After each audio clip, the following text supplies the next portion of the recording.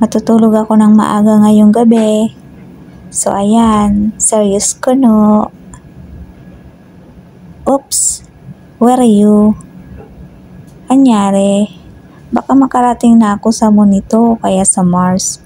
Ay, ang init. Ayoko. Buti na lang solo ko bed ko. Whatever position I want, don't care. Ay, anyari na Paul. Di ka naman talaga malapit matulog, no?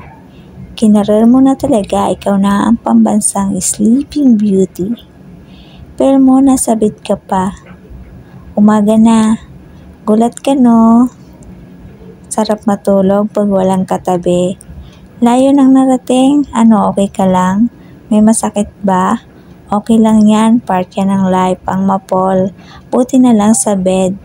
Wag lang sa maling tao.